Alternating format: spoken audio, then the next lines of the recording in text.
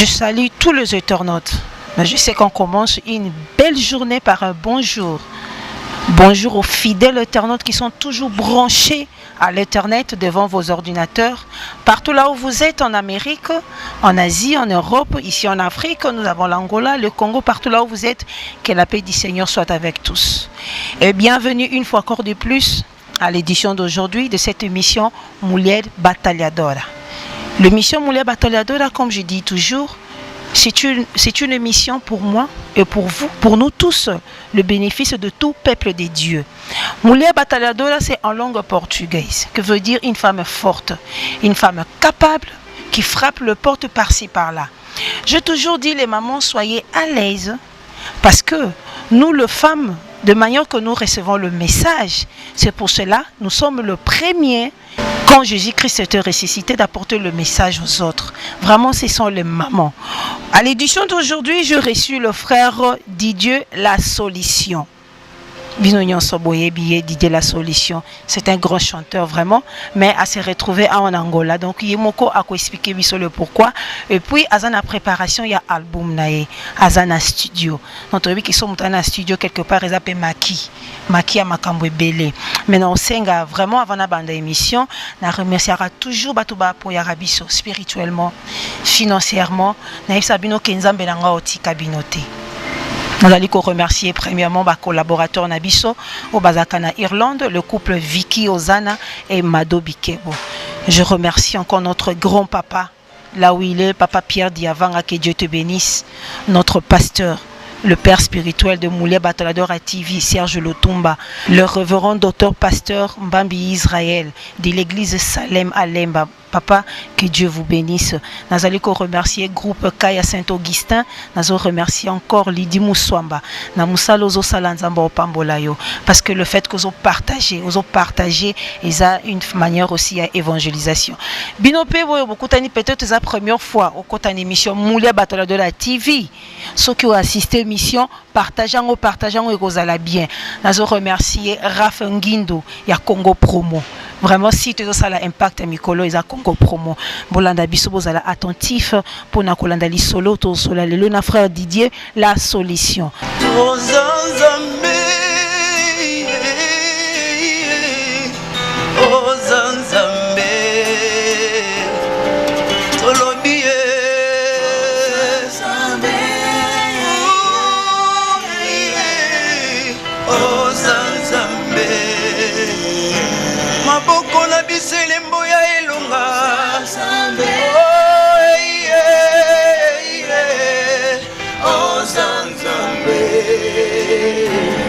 Basantu baguma melio nani mosusu toguma melao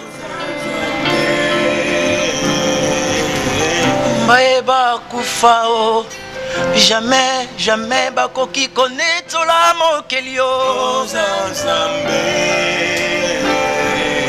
soki ngai nazana pema pourquoi te nanetola yo nde mokelio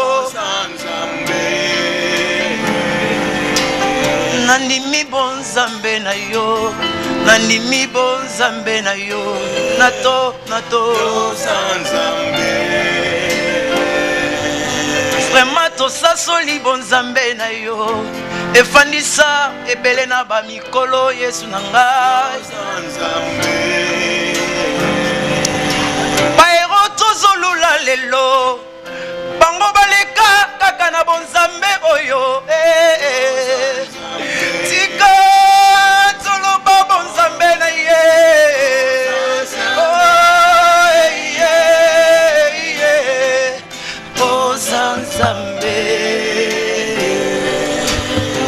Merci beaucoup. On a lobby que le lot invité Nabiso Aza musicien. Et puis notre Dieu, il est celui qui siège parmi les louanges et adorations. Donc on bandit une ambiance moka bien. Bonjour Papa Didier. Bonjour maman. Frère Didier, pourquoi Didier La Solution? Est-ce que Kombono vraiment est à famille Angoana? En fait, Combo Didier La Solution, merci beaucoup pour la question. Didier Solution, il a Combo et Pesa Mienga Angola. Après Koya Angola, né nazaki Combo Didier Solution. Combo nanga o babotelinga nango eza Didier Mabika. en fait Didier Mabika tellement que Didier Mabika c'est un mot qui signifie avec beaucoup de problèmes. Mon pasteur que j'aime beaucoup, pasteur Daoussa, il y a Vassilom, Erayoka qui combo wana, Aibisingate. Combo dans la signification, ils ont mérité pour nayote. C'est par là que Aibisingate, Nazo Pesa au combo Asika. Nakata Matea, Abisinga, Bandobenga, à partir de désormais Bandobenga, Didier Solution. Désormais, le Lopenga Pena, ils ont porté combat à Didier Solution. Mais frère Didier, ça moi pas cité parce que le Congolais, bah il y a un combo ya frère Didier Mabika. De répète, Balamoko Boye, excusez moi répète c'est en portugais. Balamoko Boye a changé comme commune à Didier Solution. C'est le nom qui a changé la personne ou bien les deux noms qui peut changer la personne. Bon, oui, combo ils ont un pouvoir mon makasi. Oui, lelo Jacob Jacob au benga lelo Israël. Jacob signification nango toyebi kezaki moyibi même Abraham. Donc Nzambe akutana Jacob aye ko changer combo habité désormais dans bengo sous Jacob te dans bengo Israël. Donc je crois na combo il y a une puissance moko dans na sima combo. Donc ko zwa lelo combo Didier Solution et ça nango mabete et ça pena bien makasi. Frère Didier, excusez-moi, mon cœur, on est vraiment ça profond à bissoter parce qu'on évoque toujours au nom les dieux d'Abraham, d'Isaac et de Jacob. L'obé d'abisso mon qui est parcours à Vinayo. Avant comme à l'élo Didier Solution. Tu étais qui? Oyambi Christ et quand? Parcours à Vinayo et vie musicale paix na Vinayo chrétienne. Bon, merci beaucoup. N'habitez n'a pas simbela au micro pour namonio ça se dérangera trop. Nga na bandi carrière nanga bon, Nakatia Ekodim, comme moi dans Nzambe non surtout, Nandimeli Nzambe nanga, Nakatia église, église cité Bethel, et Zambi na Congo, na Bandiwana, Nakatia Ekodim, na évolué Nakatia Ekodim, après na Ekodim, il y avait beaucoup de prophéties, Dieu me parle, pendant le Belanga trop, selon ma prophétie. Après, on a évolué trop dans Matadi. Papa Sœur Benititea, on a salué Azana Matadi. Car toujours dans l'église Bethel. Après Bethel, nous a permettre que tout se sépare dans Bethel, l'église Bethel à Matadi, dans le Congo. Après Congo, nous avons frère Mike. Après frère Mike, nous a permettre que tout ça la chemin à Bisso. Merci, Papa Didier. Mais c'est que Koyemba au banda qui ont depuis na Ekodim. Donc ils ont conviction nous avons déjà pessi panayo. Bongo e banda ki ndenge nino que kutana frère Mike. Azola ki o wapi tu chantais déjà quelque part ou bien yende mutalibo soit bimisio pour to yeba frère Didier. Bon, na sepeli na question yo pour na ngabeta c'était place pourquoi frère Mike to yeba na biso na ekala et ko sala Erna Zongaki Congo, après Matadi na Zongi Congo, sali que frère Mike nakata église cité Bethel, nazo yemba nakata kit troisième kilt, frère Mike ayo kinga koyemba ne asala qui appelle pananga abingisinga abisinga non frère je meningo zoyemba on a sepé tout ça la carrière na yo. Donc c'est par là ne to bandaki to débita ki na frère Mike carrière na biso. Donc frère Mike a reconnaître kinga bien pena nakata église cité Bethel les jours là a yoka nga koyemba. Soit yoka nga pété il y a des fois pena ngana se retrouver pas frère Mike alambaité. C'est bon, frère Didier, mais au Bandai Koyemba, dans une église, tu es dans un cottret, vous êtes limité. Mais frère Kalamba, il y a le lot à Iblakissibiso, parce que ceux qui m'ont assemblé à BTLT, oh, il y a bayoté. Donc frère Kalamba, quelque part, à Bimisio, que Congo Mobimba, Bayebio. Est-ce que tu oses reconnaître Ango? Pourquoi pas na reconnaître pena oyo Nzamba Sali et l'ongona frère Mike Kalamba obi que le soki na komo yemba boye c'est par rapport à frère Mike Kalamba et puis j'ai appris beaucoup chez frère Mike Kalamba et je nazo saluer na maman Peniel na lingabino makasi beaucoup donc j'ai appris beaucoup chez frère Mike Kalamba et na koko ignorer tel au moroté pas frère Mike Kalamba. Mais frère Didier, pourquoi la séparation? Parce que l'ingika cause à la leader na yo moko propre. Ce qu'on reconnaître le frère là, pourquoi pas demeurer Karanakati orchestre naïe? décision ya kobima euteli wapi. Mais moi je crois que batumi balé ceux qui déjà moko abimi c'est dû à quelque chose, la séparation yaka pambate. Bon, merci beaucoup na question yo. Bible solo ba toutes choses concourent au bien de ceux qui aiment Dieu. Oyebi eza azarte eza par la na plan Nzambe Nzamba planifié kiango. Oyebi na kata nzembo nanga na zemba réalité à vie nanga et meminga na kata destinée. Oyebi il y a d'autres réalités mususu kokutana na vie. Yo kansi nzoka nde ko détruire vie na yo bien ko boma vie na yo nzoka nde ko provoquer destinée na yo. Oyebi na sepelaka na question muta comment ko se poser après kokota na kata destinée na yo comment yango wanako izaba question moko bien makasi que ozalaki na kati ya ba réalité oko se poser ba question na te que comment na yango wanako izara bien makasi.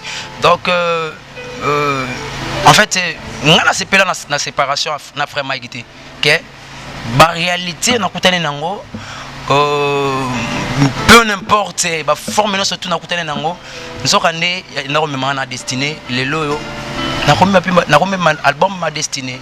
Donc ils par rapport à volonté Nzambe, ils par rapport na nga penate pour ce pena pour nanga et oui tout tala ba réalité na zaki nango je pas na ko sepelate pena ko obima leader ya place moko boy ozala leader pour obi kozala leader ils problème akasi ils facilité ozala leader nayebi ba passion frère Mike anyo kwa maka kozala ko se tracasser tout kozala leader lelo ils par rapport à volonté Nzambe et aussi ils ba prophétie Nzamba loba ponanga lobango je m'attendais pas ndenge ni kokomela et comme subitement ndenge Nzamba permettre la. Merci frère Didier. Le ndongo lobi que ba circonstance mususu ezanzambe muta permettre ngo pour tout comme na destinée na biso. To lobela muki album na yo. Ou ils appellent intitulé Destinée, hein, ou la destination, non? Ozokiango par la conviction ou bien makanisika parce que aujourd'hui nous sommes dans la réalité belé tourlobelango un peu après où est commis que même muto ensemble la ranaïté mais na église azoyemba parce que il a une belle voix. Est-ce que yo zalaki conviction nzamba pesa ki yo po o intitulé album na yo? Par là na ko beta moi c'était muké surtout na ba musicien yo ba c'est la rapé lobby passe la carrière na bango ils ont facilité ils ont quoi na koloba nini pena momoko po na senti yango bien obi koza na kati église et pour fuka eloko moko boye oko ebate que na sepelaka ndete na maboko yo babetela trop ba musicien na kati église po yango nde provoka ke loko moko boye oyo et ça la ka ba musicien ba koma orgueilleux trop par là au monde que musicien au lieu aluka tonga destinée na ye akomo luka maboko babetela kaye yango moni ke koma ba guerre trop na ba pasteur rebelle moi musicien koma païen bakoma benga ba musicien païen biso pe to leki na ba chemin na kati église aussi na kati église na yebi force ya église donc na kokolo ba pena moi mukie concernant album ma destinée ezaki conviction ko uta panzambe ezaki conviction ko uta panzambe et aussi quand Nzamba lobelenga pour l'album oyo aibi singango plusieurs fois à part dans ba prophétie aibi singango plusieurs fois na mboka ngola na sepele nango penati tellement à bêtise azo le belanga trop le belinga trop na yokutana pasteur nanga pasteur Idausa na solo inaye aibi singa frère Didier lokola Nzamba lobelio eza conviction yo ki pena eza ezo osenga pena ondima osala ngo ndenge Nzamba zo tinda osala. Après ça il fallait sonner madame nanga za na Congo na saluer chérie je t'aime beaucoup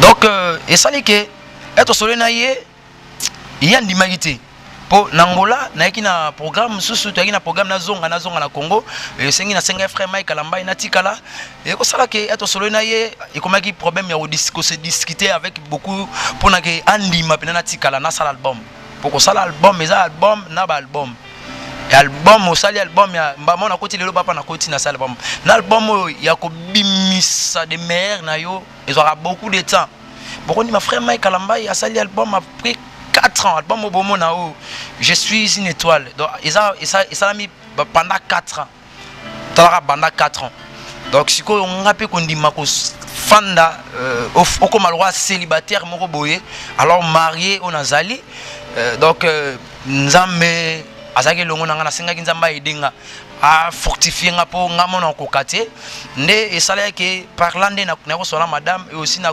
convaincre avec notre parrain to convaincre ti nzamba yo permettre que to bandi chemin na bisoke na moi ba réalité quand na imbika na nzimbo ma destinée na ba réalité nde aujourd'hui to ko lobela ma destinée donc surtout comprendre ezali conviction ya Nzambe. C'est Dieu qui t'a donné la conviction pour ça l'album Wana ma destinée. Mais Nayo qui a cité Kombo ya pasteur Nayo, il est ton pasteur quand parce que tu viens du Congo. L'église est en Angola, je profite aussi c'est l'église Voici l'homme. Nós aqui em português falamos que és o homem. Cristo et Angola. Mais toi, tu viens du Congo. Là, comme pasteur Nayo, parce que peut-être, moi, je ne comprends pas, hein, musicien ou bien dans le monde des Belé, il y a plan sur les Belé, bima Congo, en Angola. C'est là qu'au Congo, il n'y a pas l'argent pour réaliser le projet Nabino. Bon, et ça, il y a un penalty. Oui, bon, on a salué pasteur pour la saluer qui n'a été pasteur Daoussa, il y a Vassilom, je l'aime beaucoup. Ezaki na Congo, pasteur on a sur la bisona mingi c'était maman SP ndé à salaire qui à partir maman SP ndé salaire qui to kribana yende madame ya pasteur Daoussa il a salaire qui to yebana pasteur heure to yebana pasteur na Congo yo sala que pasteur à mon anga trop na comment okeni na betel ya ba tantôt plutôt abisinga ke frère Didier moni ne bokendaka madame à église bo yo ke beta bo na comment beta banzonzingi trop surtout na production na frère Mike abisinga na ko préférer bosuka église moko bondo sambela yo na madame na yo mais normalement luka na ko église nini po j'avais beaucoup des églises sollicitées aucune église bo bana pour ça bapesa yo mwambongo siko tellement que ko luka wana nzoka nde na koma ko luka ko se perdre ne par là nde era patosona pasteur azongi toma ko se soloka na trop après ne pasteur er na ye ko yangola na mona ke église a malama au sambela ezaki voici l'homme pourquoi voici l'homme er na fani na kata voici l'homme. J'ai appris beaucoup chez pasteur et j'ai appris beaucoup dans l'église et aussi Nzambe a inspiré banzembo ebele na kati ya Vasilom à partir matin à pasteur banzembo lokwa ma destinée banzembo lokwa ba kake il y a beaucoup de chansons il y a banzembo lokwa nzembo lokwa je t'adore il y a beaucoup de chansons au yoka album ekobima donc j'ai eu ça na kati ya église Vasilom donc ya ba église mususu okende boye mama au lieu et pour son na kati ya destinée et sur na kati ya libulu moko boye au se perdre et lingo baté ke ba église ma be na zo ba église ma bete donc na lobi il y a d'autres églises apprendre pour bible zo ba ke il y a des faux il y a aussi des vrais donc il y a aussi d'autres églises mususu et ma be au côté na boye au se perdre pour awana Angola na voici l'on bafuta ngambongo te je suis pas payé naza nanga musicien simple comme tous en frère Nabiso Jacques aussi c'est un bon chanteur bon bassiste frère Morazan a talent belé donc bafuta kete loko mon côté notre frère chance au moins pasteur aussi notre frère le sous-soir à clavier avant mon pasteur donc bazaba tout moko bana ndaku donc nzamba sali biso ngolu to se retrouver na kati ya église pour que to s'épanouir donc nazo kumisa nzambe ko za na Vasilom na osenga mon frère Didier to lobelango tango musique et aussi là o lobi parole moko wana ki ko komeko beta bazonzingi bozui œuvre de Dieu bo commission comme commerce je veux pas critiquer o lobi pe que na église ba futa rabinote mais avant moko ezana Angola frère ba comment ozoye na contrat donc pasteur après culte offrande et etika na ndaku ya trésor parce que Malachi le binabiso apporté dans la maison du trésor. Donc ils ont ndaku mo fait vendre kana mbongo. Mais na fin un culte pasteur a commis tourmenté à luka pesa ba frère ba musicien mbongo peut-être aussi baza ba paye mais parce que na kati église ba bon musicien bazate donc ba pasteur a commis ko ba bon musicien par la voix je sais pas mais to lobelango non senga frère Didier yembela biso sous moi lo yembo mora kitoko adoration ya kati nani akokaki konima moboko libibwela koma mokonzio nani akokaki konima moboko libibwela koma mokonzio na kati ya zamba nzoka pona makina nzambe na kati ya zamba nzoka pona makina nzambe nazomata bato toka nzoka na yebana na ngana nzambe nazomata oba otoka nzoka na pona mananga na nzambe makolo tango nyonso nzoka na yebana na ngana nzambe na solo ya motoki bapakolinga mafuta na komi mokonzi realite ya vinanga emiminga opesi valeur Jésus ma destinée vraiment réalité ya vinanga ememinga na destinée ngoyo ubongoli opesi valeur Jésus ma destinée azali na eleki bandoto na ye botili kuna na baya bateki ye na babaya bakanisi bakomo bandoto bateki ye na Ejipito bakanisi bakomo bandoto baseki yo balaka te baseki yo zwaka mokanda te vraiment baseki yo balaka te nzoka yango nenzela bokoma likonzi ya famille Joseph likonzi ya famille. Il est le maître des temps et des circonstances. Ye asimbi bomoinanga na maboko na ye mokote ya kolongola oyo aloba Jésus ma destinée toke Jésus ma tikanga na kumamela na ngawe bienvenue na ngaye na umela na makolo na yelo kolarite pembeni ya Boaz na umela na makolo na yelo kolarite pembeni ya Boaz ata na zile lote o na penser ensemble na ponama ata ozili lote o na penser ensemble yo ponama mawe koti moka mobimba na liloba moko Lazara sekwi vraiment mawe koti moka mobimba na liwa moko Lazara sekwi koseka ya penina ememeli ana Samuele koseka ya penina ememeli nzoka ana Samuele nafandi na kozela bilaka na ngai destine na ngai na maboko na ye lelo tofandi tozozela bilaka na ngai destine na ngai na maboko na ye.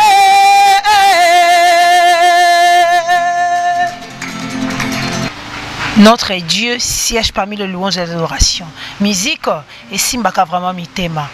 Tu sais, ce qui m'entend ça, il est bien, faut qu'on commise sans zambe. Pas question de polémique, c'est une belle chanson. Donc, mouto à cause opportunité, à cause non, faut pas cause opportunité. Il faut qu'on sombe album oyo. Chaque fois que l'ingo la lozo la mukayoka musique en zambe. Chaque fois que la mukayoka musique en zambe. Non, c'est nga la famille mabota na biso boka musique en zambe. Ça qui toko ming musique yo. Nazo remercier encore famille Mafina. Tsunami famille Mafina na mona gas Mafina. Et si ko zali na musala oyo zo sala pona œuvre de Dieu nzamba pambola yo. Nazo remercier famille Mawanda.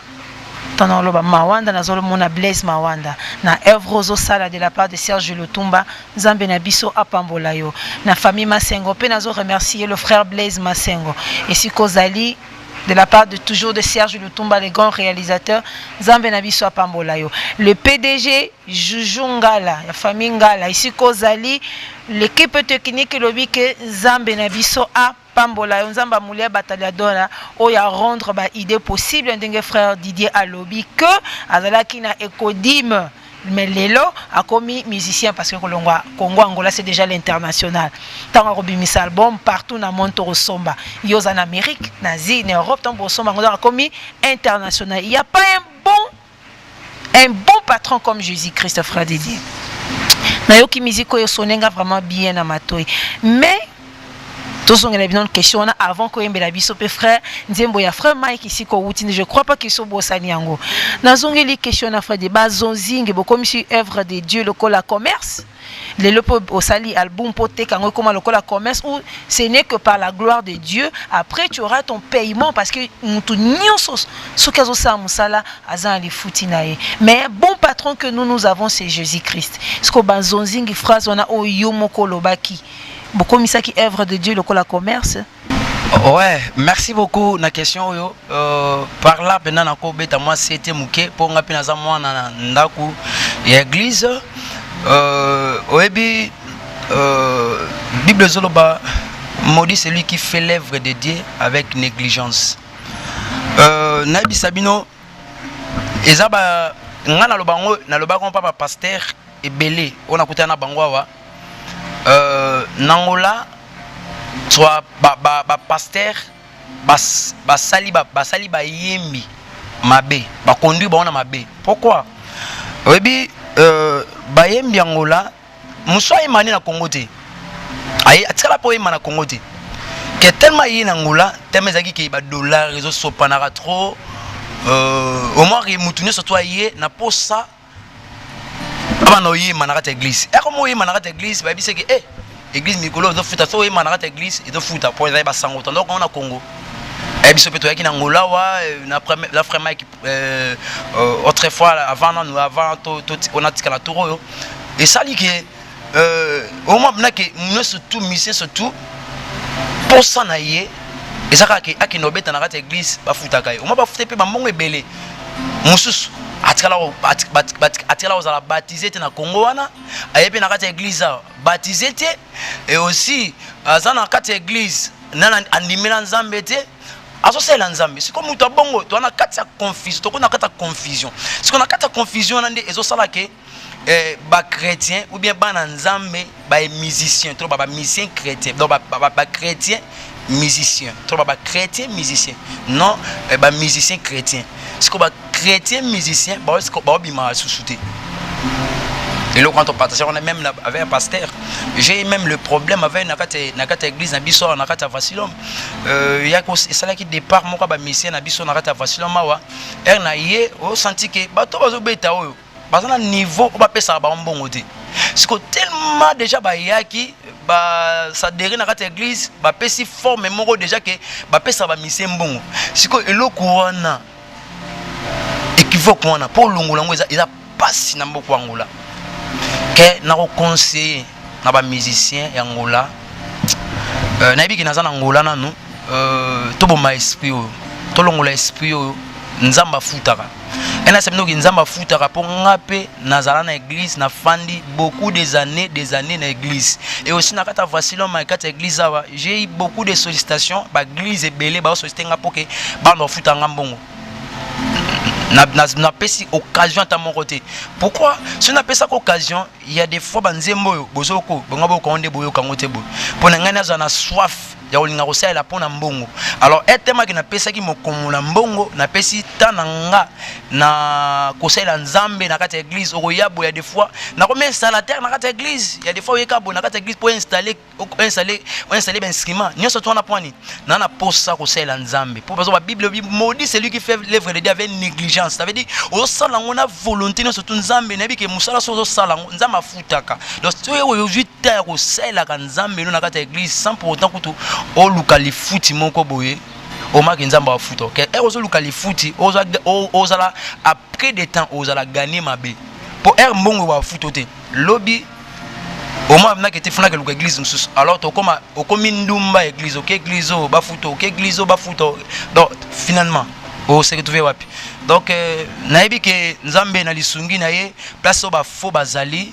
Il y a aussi des vrais. Donc, le quoi na kata facilom, ça m'a permettre que continue langa bat le quoi ba Jacques, ba Chance, ba frère Béni, ba tout mon boy.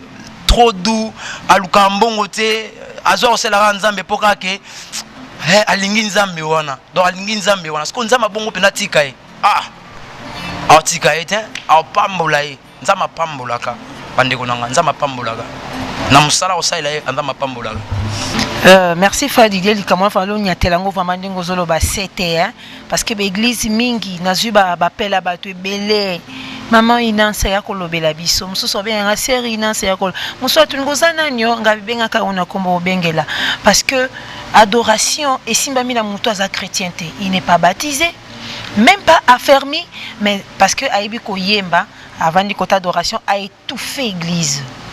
Surtout dans l'adoration, là où Dieu descend pour répondre ses enfants. Et ça étouffé parce que la personne, il n'est pas chrétien. Peut-être ça a une semence à ma baie. Parce que nous avons que deux chemins, le positif et le négatif. Ce qui est positif, c'est automatiquement négatif. Mais un homme négatif, c'est un positif pour l'église. Peuple belé, la présence en Zambé. Ça étouffé. Parce que Moutoumoko Bouye, non chrétien, c'est mon aussi négatif. To yébité, c'est Dieu qui connaît le cœur. À Simbi Place Wana. Vraiment, Bananzambe, surtout Bazali branché les boussaba internet Nabino. Nebsarabino, le fait qu'on soit mis unité aux Zolan d'émission, c'est parce que Dieu t'a sondé le cœur. Bananzambe, pas à capricer, surtout pas pasteur, même que musicien dans une église, tika place à Nabongo.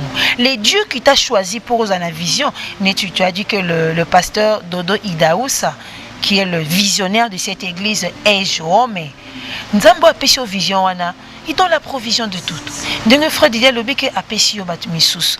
Frère Didier, naïbi que ou taille pas frère Mike Kalambay c'est la bisope extrêmement quoi moins nzembo ya frère Kalambay tout sengo pardon ils étaient que ils a loko la propagande non mais ici ka ou ta ki ska batu ba yebela que frère Didier mabika o le komi la solution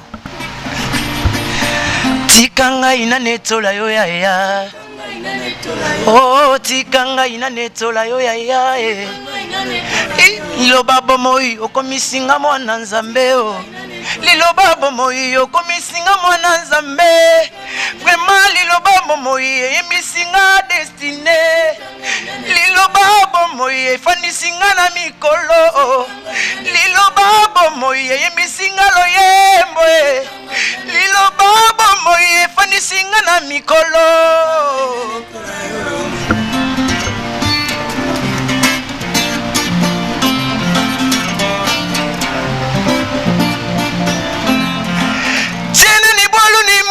Shabana waniwe tena ni banze ni mutu shabana wanye elongo na Yesu tokobange lokote tomola bom allez soulevez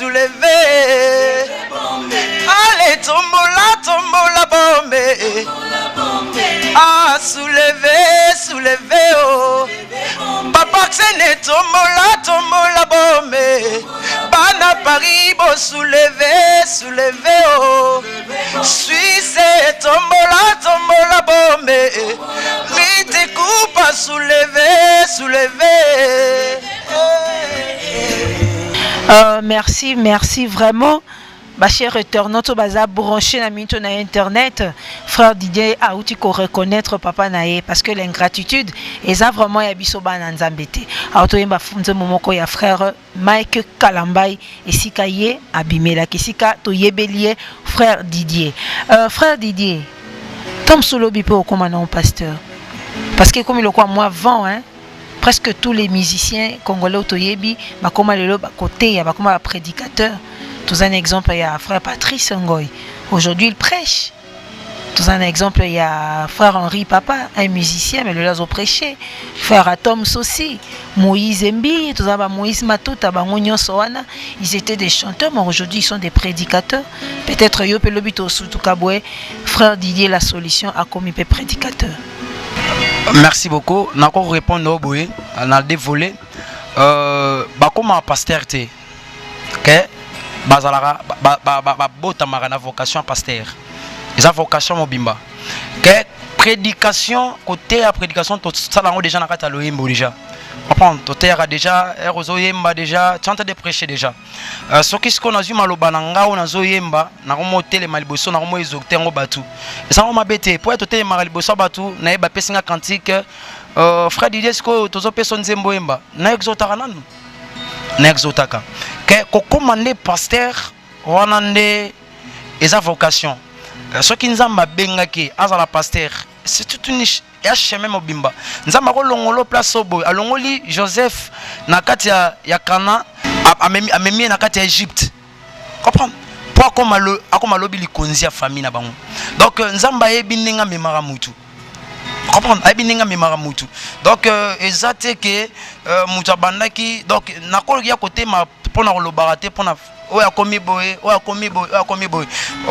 Parlanga na kopé loba boy. Ce qui loba moninga na komi pasteur kokamwate pour il y a des fois ils qui destiné nzamba à destiné qui ont déjà bongo nakata plan à planifier qui ont déjà bongo et nyonso surtout ezaka vocation nzamba ko banda nanga moyembi loba komi singa pasteur comme si pas ko banda nanga koyemba eza grâce. Donc, nous sommes tous à l'église, à Kopoyemba naï.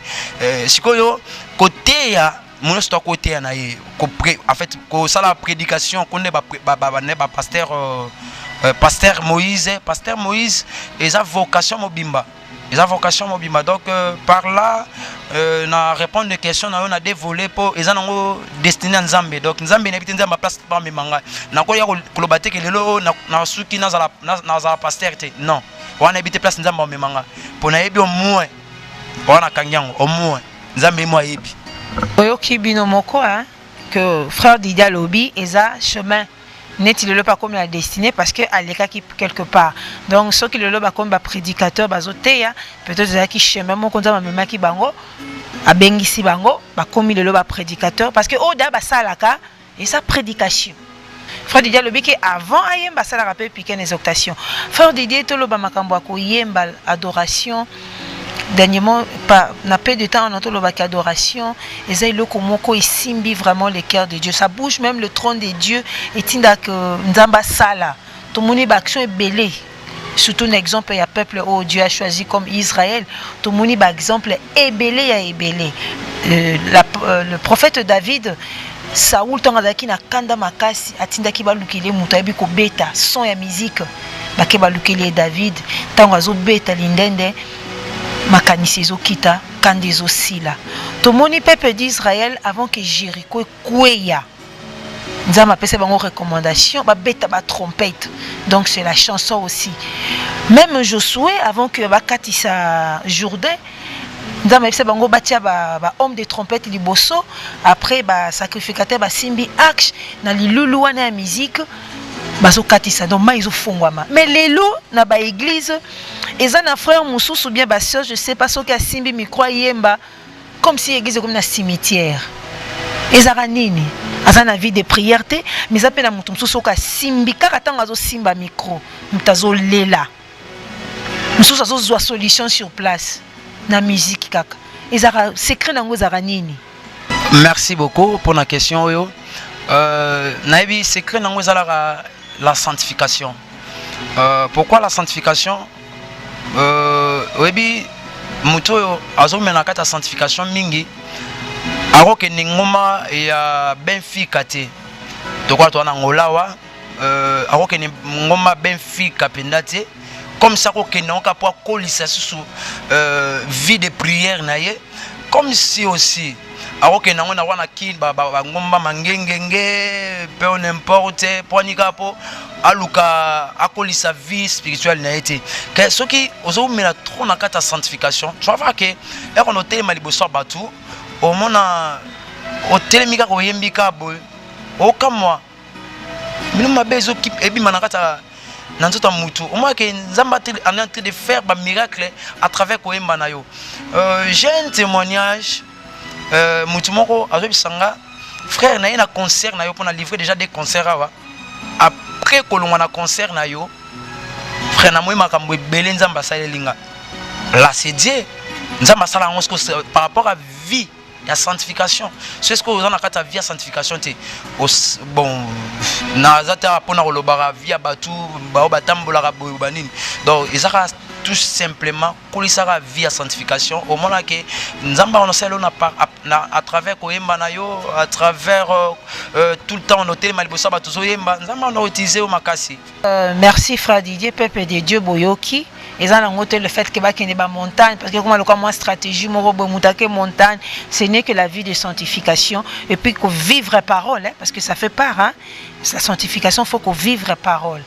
Frère Didier, le bel abyss aussi, tout comme vraiment un album, na kati vraiment un album, la destinée.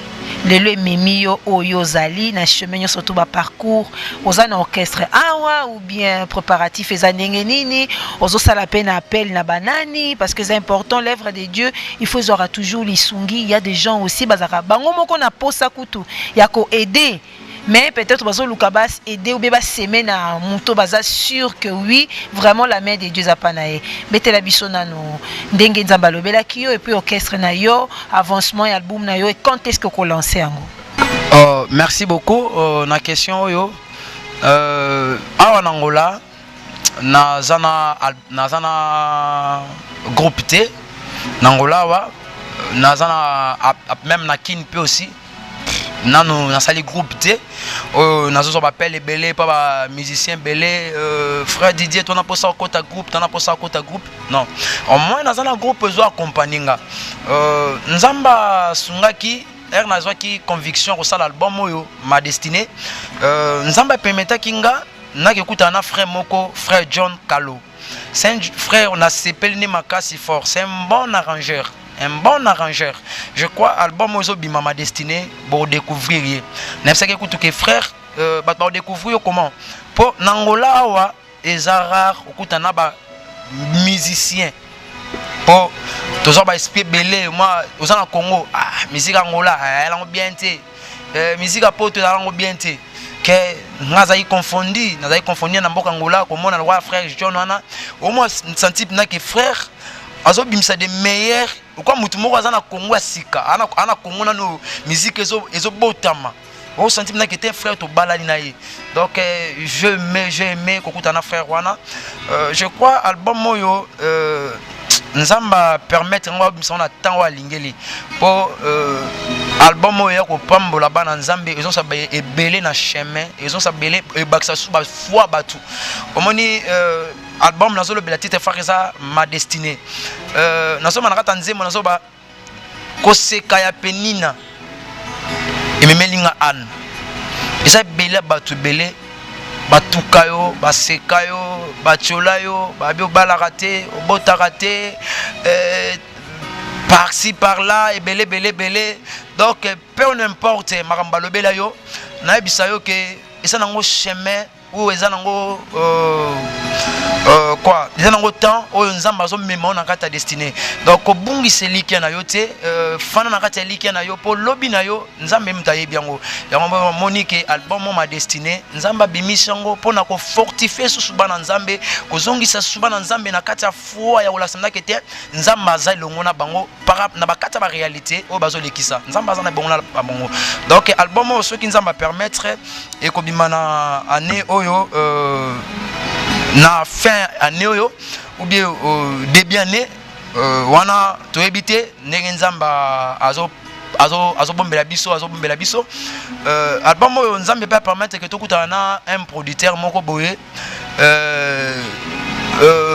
frère Milton on a salué Maison Caleb donc et kangi portité na bato bazana posa ko soutenir nga et na pekisi pe muduté a zanga ko soutenir nga numéro eza fixé wana o bozomona wana donc eza numéro o ko contacter nga na katangola wa pona ko soutenir nga pona œuvre po na bike frère Milton aye mutu moko azaka ye morote eza bato belé elle aura mutu so benga frère nga na ko selo nini ngoko pona ba clip frère au moins que ozo sunga déjà œuvre de dépôt comme la bana bato belé na kata banda kuna bango donc vous allez bienvenue ya obenga biso pour na ko soutenir œuvre yo vous allez na les bienvenue ya obenga biso pour na soutenir œuvre donc vous allez mutu moko oyo ozoya ko sunga œuvre de et comme la bato na kata banda kuna bango olobi ko lancer on a décembre bien l'année prochaine tous en mois septembre maman kuna otika la ndenge nini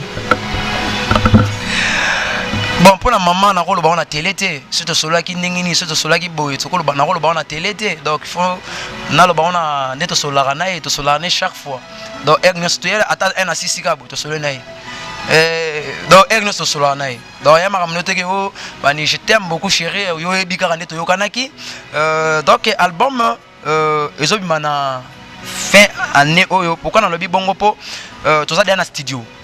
Toi dans un studio, donc aussi c'est déjà tu déjà na commune na sa ba lead nanga je crois sur na salle lobby après tu vas ni ba mix après mix tu banda ba clip ba clip maintenant numéro à contact na kopesa pona ni bobenga biso eza code ya Mboko Angola 00244 933 93 83 24 na bandeli 00244 933 93 83 24 na suka. Donc sur bengi biso aux frères Didier Malamoko aux secrétaire té aux mbamoko frère Didier oyo to solana Malamoko pour na soutenir œuvre oyo et comme la bana nzambe na banda kuna bango.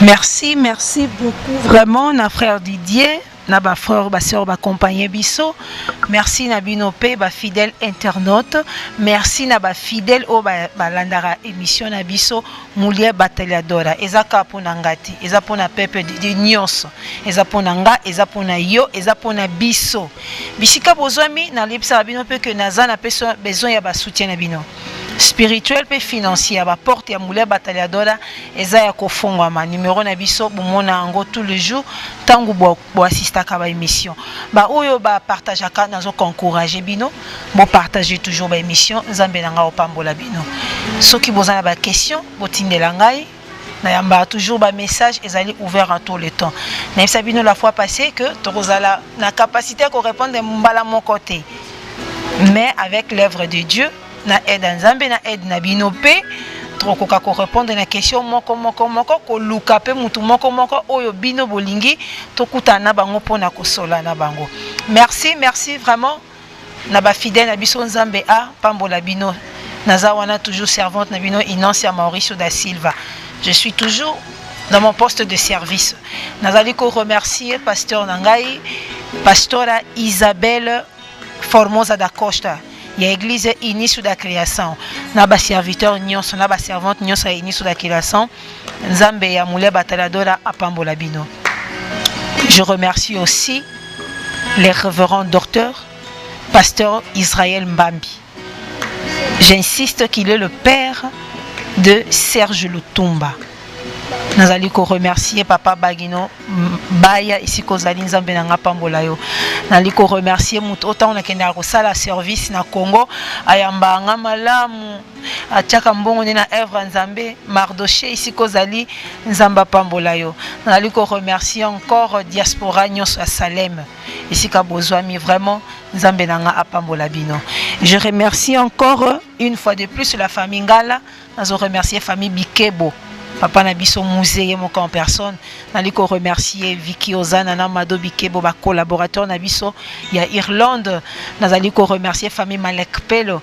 Naliko remercier ba camarade nyonso ba yebi biso ba yebi ngai nzambe nanga pambola bino. Nazo remercier encore bébé Nabiso Samuel Lutumba famille Bikebo isiko bozami na lemba nzambe na biso pambola bino vraiment naliko remercier aussi notre frère de la part de Serge Lutumba Patrick Bolampeti alobi nzambe na ya pambola yo vraiment naliko remercier Jojo Mandiki je remercie ma maman Ndoti naliko remercier église nyonso sika peuple de Dieu bozwami le vrais adorateurs que le Père a besoin pour être œuvre ya nzambe et kende liboso soki nzamba à permettre na prochain numéro tokuta lisusu naliko remercier l'équipe technique nyonso Serge Lutumba Impact à Makasi.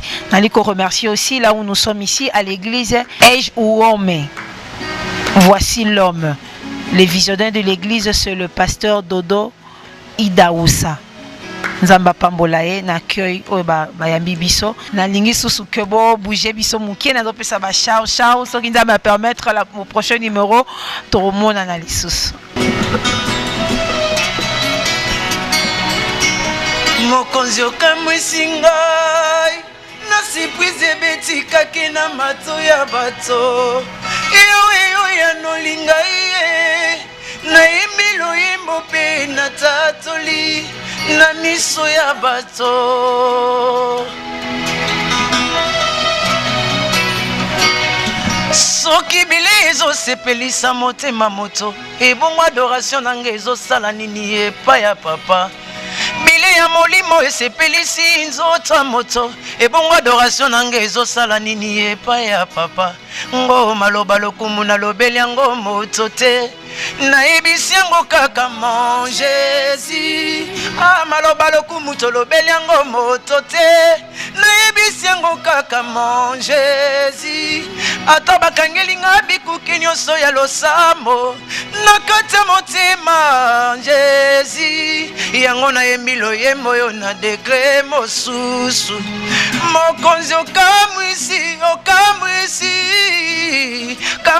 ngai na surprise ebetikaki na mato ya bato yawe ya nolinga ye nayembi loyembo mpe natatoli na miso ya bato ne bozo kabino moko le frère Didier la solution aza awa oboyeba ayeba na kombo ya Didier Mambika alobi que nzamba alobi a changé comme Didier la solution aza awa na mboka Angola soko lingo kuta na église oyo azali ko sangana eza na Petrangol soko kitina imbondel otunika na lingi nazwa transport ya Freshkura soko komi tout juste na Freshkura otunika ka église Ejmi ou Ejwome voici l'homme le pasteur c'est Dodo Idaoussa okokoma okomona frère Didier il est là disponible bobenga bino nyonso pour kutana ye merci beaucoup